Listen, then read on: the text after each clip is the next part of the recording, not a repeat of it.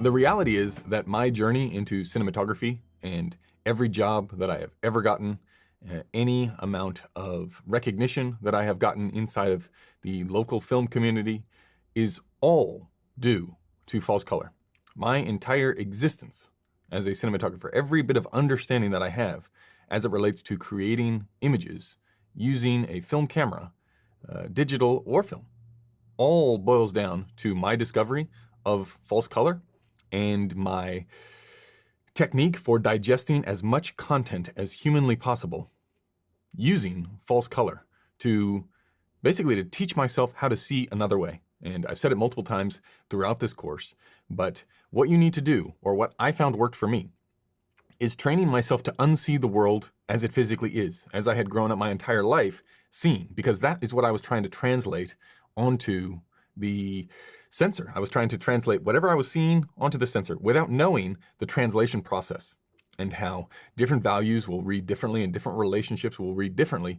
So I was going about it completely wrong, at least up until that point. But finding false color, there was no doubt about it, changed my entire approach to cinematography and reshaped the way that I see the world. And if you are not utilizing this tool, I don't know what else you could do to make yourself more efficient in the time that you allocate towards it versus false color. It is the ultimate way I found to speed up my recognition of different patterns, of patterns that I enjoyed, of patterns that I wanted to stay away from, because of one single fact.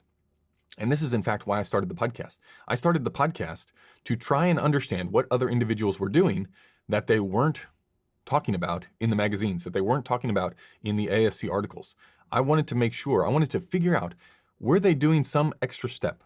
Was there some magic element in the sauce that was their cinematography that allowed them to continually get images that were more balanced? At the time, I probably couldn't put a definition on it, but just richer and more, not even contrasty, just more depth to the image than what I was able to reproduce. And I couldn't figure out what the difference was. I couldn't figure out the separation between images that I really liked and images that I wanted to create and tried to create but was falling short. And it wasn't until false color allowed me to see the world in a different way. I just needed to get out of this one way of looking at something. And it reminded me of back in high school, if you were to do a drawing class, I'm sure many of you have been through this exercise where if you're not very good at drawing, which many people are not good at drawing, it's because you're trying to draw without actually looking at what you're drawing. And one way that you can get around that in a simple exercise, and you can do it now if you've never done it before, is rather than, you can look at an image and try and recreate it just with a pencil and paper. Just try and recreate it as you would standard, looking at it in the normal aspect. Try and recreate it as best as you can. And if you're not very good at drawing, like I am, it'll probably be not good, to say the least. Now, if you take that same image that you're looking at and you flip it upside down, now it's just in a different way. You're not assuming what is actually in the image and the images and the shapes and the lines that make up that image. Now you're seeing it upside down. It takes a step back, and then you can start to break down what lines are actually happening in the image, what marks you have to make to reflect the true nature of the image that you're looking at. It allows you just to see through the facade that you create in your brain of what it's interpreting rather than what the actual image is. And in my career, in my development as a cinematographer, finding false color and being able to switch it on and consume as much content as humanly possible in a very condensed time frame sped up my ability to recognize patterns that I liked that I wasn't even able to see before, or recognize that this is what was happening, that this is the key light, that this is the fill, that this is the backlight. And what false color allows you to do, and it depends on the system that you're using, but I'm going to go over two different systems, one of which is camera-based and the other is post-production based, which is inside of DaVinci Resolve. The great part about false color is that it's really, really cheap. And it doesn't take, the barrier to entry is very, very low to be able to use the tool to make yourself better. But in the post-production world, in DaVinci Resolve, you can simply add content to DaVinci Resolve. You can click on the false color effect, and then you can just watch the content play out. And you can see there is no lying. There is no extra sauce outside of the ratios that are presented in the final image. And of course, yes, there are things like the color grade that will make a huge difference in the final look and feel of a piece. But the best part is that because we're seeing the finished product, we're seeing the end of the pipeline. This is, especially if you're consuming longer form content, maybe not so much commercials, but definitely longer form content, you are seeing what the cinematographer, their best version of the images that they were able to capture on the day. They've worked with the colorist to refine the ratios, to refine the look to such an extent that they have presented this is their best work, not only on set, but afterwards. And then the ratios that we are then consuming, the information that we're able to glean from looking at content, from looking at images using false color, is we're able to see what ratios that we're drawn to. We're able to see exactly that. There's no faking it. There's no way it can be manipulated. So if you can get anywhere close to those ratios on set, whatever scene that you might be doing, you know, eventually as you get better and better with post-production tools and your understanding of what's possible, you know that you can eventually make it exactly how you want it. So ideally, we get it exactly as the ratios that we enjoy through the consumption of false color. We determine our taste and the looks that we're going for and those ratios. We go out and we get those exact things on set, because then we'll be doing a better job than what the cinematographers that had to rely on color to go that extra mile and tweak. But worst case scenario, okay, we get in the ballpark, and at least we know we're heading down the right path. And this really is where not only do you get you do not get the ability to set the box, right? The box setting, you cannot learn that from false color. It tells you nothing about the actual light levels on the day and the physical restrictions that are in place via the camera, via ND or aperture. It doesn't tell you about any of those things. The only thing that false color is good for is the distribution of the light across the sensor. And for that, there is no lying. There is no faking. Whatever the false color says, that's what those values are. Now we can take that information in combination with our studies and our learning into how to use a light meter to set that base, to set the box. And then we can really pick up speed in terms of learning how we're going to go about on set, getting the levels that we desire and getting the look that will help create the depth that so many of us are looking for in our images.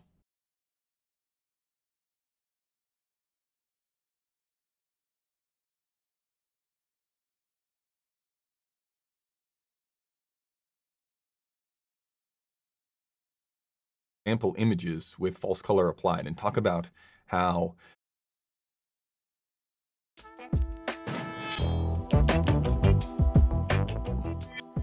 now, just before we jump into Resolve and look at a couple example images with false color applied and talk about how we can use the information to better inform our own decision-making process down the road, let me just go through a few of the pros and cons, because there are definitely some upsides to using false color, but then there's also some downsides as well that you have to be aware of. The positives far outweigh the negatives, but that doesn't mean it's right for every situation, and that's why you have to learn, in my opinion, you have to learn both the analog way of doing things and this new digital way of doing things. So the pros, no lying. So you can be sitting in your house forever, consuming as much content as you want, mastering exposure without mastering the distribution side of exposure, without anyone else's input.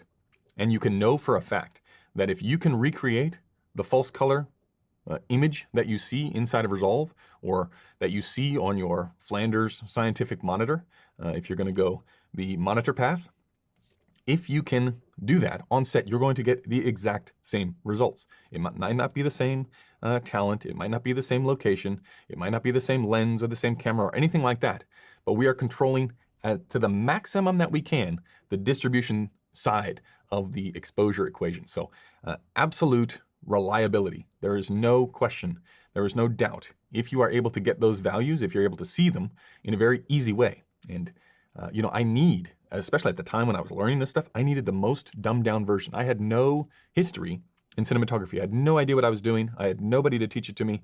I just needed the dumbest version possible of getting up to speed as quick as possible, and that is false color. It is painting by bright colors. And specifically in the technique that we're going to use, really it's painting with 4 colors. That's all we have to worry about, is 4 colors in a very specific pattern, and as soon as you recognize that pattern, it's much like the flowchart.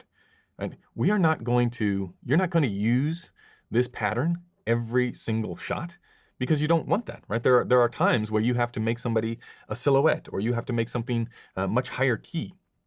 But if you know this basic pattern, well, then when you do step outside of it, you do it with intention. You do it because you want to do that, and you know where to lean based on the information that you have in that repeatable pattern that you can then start to branch off from. It's like anything. You need this foundation. You don't want to be just wandering around in the dark trying to feel out different looks and different moods that you want to be creating. You want to know for a fact that inside of this pyramid, I know exactly what the results are going to be. I can then venture out and experiment, and I can report back and say this worked and this didn't work. So biggest pro, reliability. Second biggest pro is speed. What you're doing when you see the false color image is you're essentially taking a spot meter reading of the entire image at any given time. And it's the whole thing laid out right in front of you. You can't screw it up, basically. If you continue to work with the same false color, which is something that I would absolutely advise. One of the biggest elements to being successful with false color is trying to project out into the future. Number one, what camera systems are you most likely to be using? If you're going to be using if you're going to be using multiple different cameras, well, then it doesn't really make sense, because every false color program is going to be slightly different. It doesn't make sense to learn one specific camera's false color. It makes sense to have a monitor that will allow you to project false color onto whatever image you're working with, because this needs to be like tying your shoes. It has to be you never even think about it if you're going to get maximum benefit from it. So if you're going to be working in the future, for the foreseeable future, let's say the next 24 months, with multiple different camera manufacturers, with multiple different ways to interpret false color and to display false color, then you're going to want a monitor setup where you can externally analyze an image, and you're going to want to put that on the camera, and you're going to want to memorize whatever that is and get comfortable with reading whatever that false color implementation is. If you're going to be working with the same camera all the time, well, then it makes sense to learn that one. So there's two sort of patterns that you're going to go down. And again, it's just to get as familiar with as you can with that pattern, so that it doesn't take any external processing. It's just like, what do I need? What does green mean? What does pink mean? What does gray mean? What does black mean? What do all these colors mean? Because the quicker you can get with that language, that recognition, then the quicker you can implement it into your own work. So speed is a huge one. Reliability, another big one. Another pro is, from an education standpoint, is that you never have to do any work. You just need to consume content, bring it inside Resolve, or project it from your computer onto an external monitor, and just watch the whole thing in false color. You will start seeing this way. As soon as you do, you find something that you like and you say, okay, what did they do? If you can replicate that pattern, you have that exposure. You have those ratios. You might not have that box, right? You may not have those exact light levels. You may have to experiment on set with, if the ratios line up and it appears as though it matches on false color, but you're working with extreme amounts of light, you might be doing something wrong in the box section, right? In the physical limitations of the amount of light hitting the sensor. So those questions still need to be answered, which is where the light meter comes into it. But as soon as you have that information, now we can get exposed to so much different content. You can get, if someone sends you, if a director or a producer or someone involved with the show sends you inspirational material from a treatment or reference images, you take those into Resolve, you put those onto your external monitor, and you can see the exact exposure, right? You can recreate it down to the stop, down to the ratio exactly. There are no questions, there's no secrets, and that is a huge thing. The reliability to constantly get accurate readings no matter what. There's no way that false color can fail. There's nothing you can do in the pipeline to all of a sudden be surprised with false color. One of the dangers of light meters is if you hit a button in your pocket and it's not locked, the configuration, you've heard horror stories in the past about people setting their ISO at the wrong levels, being a stop too high or a stop too low, and back in the film days, not recognizing it and then seeing the footage and it's completely underexposed because your meter had the wrong setting. With false color, that's never going to happen, right? Or I can't imagine a scenario where false color would be reading incorrectly unless you were, doing something wild and using a crazy display LUT and reading the false color on an external monitor after you were applying the LUT, but it takes so much to go wrong. Whereas a light meter, it's very easy to get off the tried and true path if you were to hit a button or if anything in the setup goes haywire. That has happened. It's happened before, it's happened to me, and I'm sure it'll happen again. That doesn't happen with false color. So it's incredibly reliable, it's incredibly accurate, it's super quick. But that's not to say there aren't it's not just roses, right? There are some downsides. The number one downside, especially as you start to work on bigger and bigger sets, is you most definitely need a camera for this to work, a working signal, which is not going to allow you to do much pre-light. It really is for those 7 minutes when you have to manipulate all the lights that are in place. That's where I find false color works best.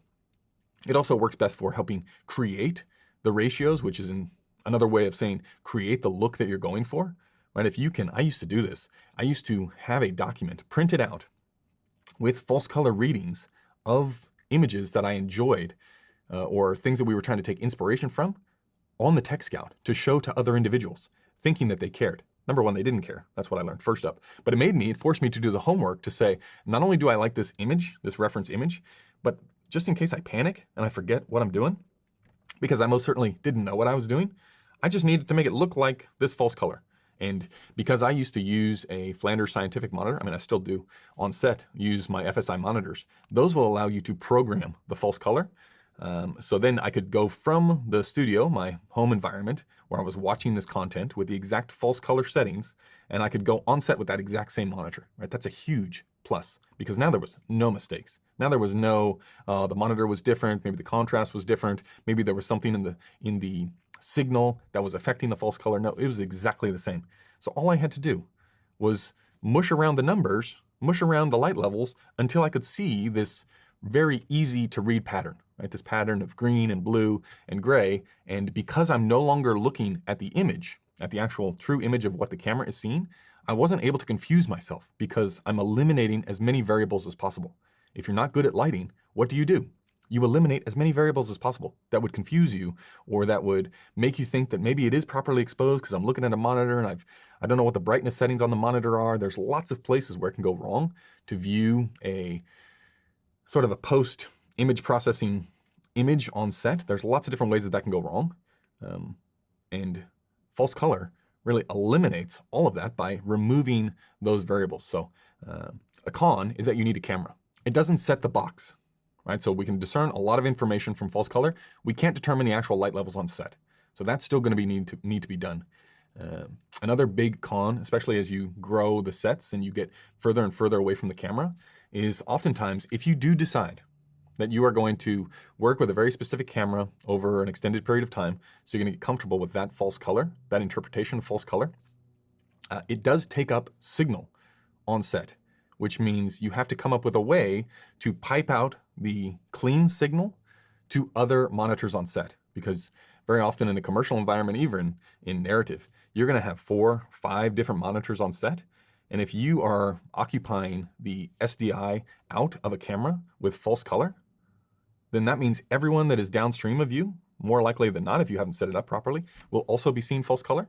And the director doesn't like to watch a take in false color. There's hair, there's makeup, there's production design. All these people are looking at monitors, and if you're taking things up with false color, then you're basically occupying an entire monitor just for lighting, and that's less than ideal. When you are in that 7-minute crunch time of lighting, when everything is in place and you're adjusting values, sometimes it's not the most efficient way to do it. So we're going to talk about those techniques, some ways to overcome those in this next section when we focus in on applying these tools.